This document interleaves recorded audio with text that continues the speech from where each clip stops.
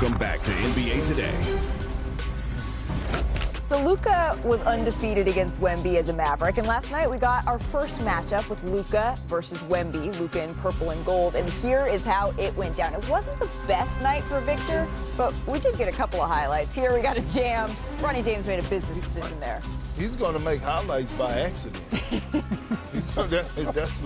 Did you ever have to defend him, Robin? No, I never did. I was on the bench. But I watched Brooke defend him, and that gave me a lot of pleasure. Well, as much pleasure as this move from Luka gave LeBron and Austin Reeves there. Love that reaction on the bench. But this might have been the highlight of the night here. How did he find Rui on that perk? I don't know. It's only a few players that can make that pass. It looked like an accident until it got to Rui's hand. He said, no, that's all vision, all goggles. Luka doing the celebration there. Also, he was connecting with his big men all night, though. Here in the third quarter, Doncic finds DeAndre Ayton here for a nice lob. He's been great for Ayton. He's been very great for Jackson Hayes. Yeah, Jackson Hayes. Unlock Jackson Hayes. Throwing it down. Luka now has 6 alley-oop assists this season. That's tied with Cade Cunningham for the most in the NBA. The fourth quarter, this is where things got good. All right, we got 2.5 to play here. The Lakers down 2. Luka Doncic hits the step-back 3. Over a tough defender, Stephon Castle. The separation. That's why he's got the mean mug here. And then watch Victor here. He drives, barrels into Rui for the charge. Just one more look at this one here. Yep, Rui's definitely set. So Wemby registers his first career game with multiple charges, and on that play, he fouls out. So 6 seconds left. The Spurs down 4. Stephon Castle misses the 3. Kelly Olynyk cleans it up, puts it in. 1.2 seconds left. Watch Marcus Smart's foot here. His left foot not behind the line all the way. So it's going to be Spurs ball underneath the basket, and Luka Doncic can't believe it. Marcus thinking not so smart.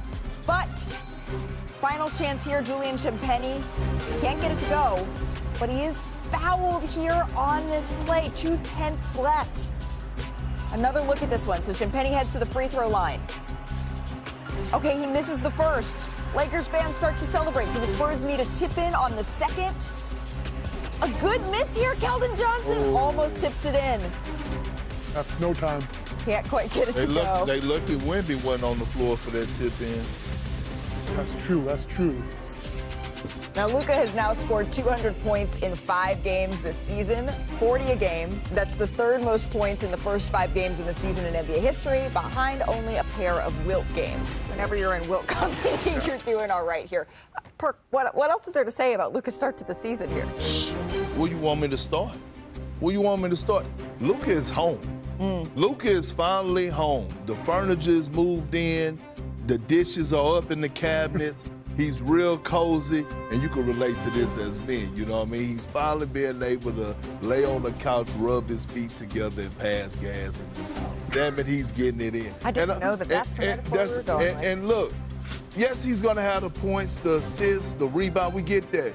Last night, I was expecting Wemby to be the best defensive player on the floor. That happened to be Luka. 5 steals, 2 blocks.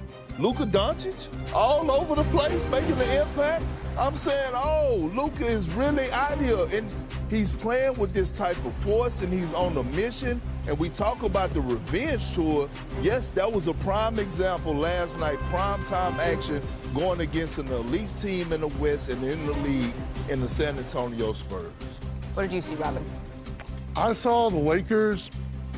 They've been comfortable. And that's what you were talking about. Last season, you could tell Luka wasn't comfortable. Right. In this season, Yep. they're playing, I like to call it's snow time. It feels like, it's not quite showtime, but they've got something going on the court. It's fun. There's energy. And you're doing snow angels. That's the idea. Absolutely, yeah. There you go. Well, you mentioned that you thought Wemby was going to be the best defensive player on the floor. Luka Doncic put on a clinic, really, on both ends here. Wemby, he did go for 19 points, 8 boards, just 1 block, which by Wemby standards, all amongst his lowest outputs in these categories this season. So let's take a listen together to Victor on his takeaway from this game. Feels like the game is going fast somehow. Feels like the game has, as we got better as a team, and as all of us got better individually as well, it's like the opponents have stepped up in some ways defensively, and I feel in a way that the game feels fast right now. So we're gonna catch up on it, of course, but it's on us to see how quick. I always appreciate how insightful Victor is right after games, right? He was playing at an otherworldly pace to start the season. In the past 2 games, maybe he's come down to earth just a little bit. But again, this is all by Victor standards. So, Robin, when he talks about the speed of the game, can you tell us what that actually means when he says he feels like he's getting sped up?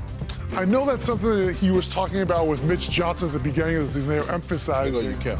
And appreciate it, Perk. That's my vet. He's still a vet. And what he's talking about, he's got to take his time to survey the floor because he's going to have a whole lot of defenses thrown at him. And the Lakers are throwing, I think they had Marcus Smart, they had a bunch of little guys on him. Right. And what he needs to focus on is finding out where that help is coming from. Right. Because if he draws 2, he's got to get off of it. So what does that actually look like on the floor? Let's take a look here together of what exactly that looks like. So, Robin, this is what you're talking about, right? Mm-hmm.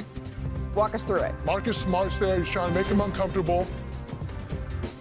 And the second one, he catches it. You turn face. What's his young fella's pulled all the way over, and Keldon Johnson is wide open in the middle of the paint. But Wemby hasn't turned to face the basket. Right.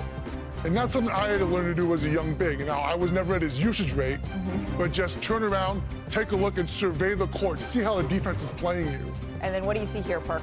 Well, one, look at the fight that Rui's putting up. Yeah. Okay, he forces him off the block. Look, this is part of being great. You're going to attract a whole lot of hands and bodies. So the trap is here. The next step is being able to make guys better. That pass is not it. Now, I will say this. This is what I expected, right? Teams are going to trap them. All great bigs have went through this and had to learn. De'Aaron Fox is going to help him in this category when he returns. I'm very curious. What it seems to me is that when he's saying the game is sped up, doubles are coming at him faster, right? That's what it seems like he's saying. And the worst thing in the world, and Big Robin will tell you this, is that we could battle with bigs up top all day. But when the guard's getting into your legs, that is a big man's worst nightmare. So again, it's about putting him in position of where he can't be doubled. You saw Michael Malone. He used to put Jokic at the free throw line. KD started going to the free throw line. So because it's hard to double at that angle, but you need a point guard out there on the floor. Right. The Stephon Castle is young to help him and put him in those positions. Just help him get a little bit more organized. Do you feel the same way? I would think that, when you got a smaller guy on you, just turn around and shoot over him. It's not that easy. It's not something you're accustomed to. You're used to guarding a big guy, like Perk said. But when you get a guard, it makes you second guess yourself a little bit. Here's what I know is going to happen, right? Because we know Victor, ultimate competitor here. What's going to happen next for Victor? He's going to study the film. He's going to obsess over how he can get better. That is what's going to happen next. I don't know what's going to happen next here, though. So why don't we play that game? What happens next? But this is a little twist. Get on this side. We're going to do a little Rolo edition here. It's pretty self-explanatory. We're going to pick a play. We're going to start with the Wizards and the Cavs. This is in 2022. And our producers pulled this up, and I'm curious.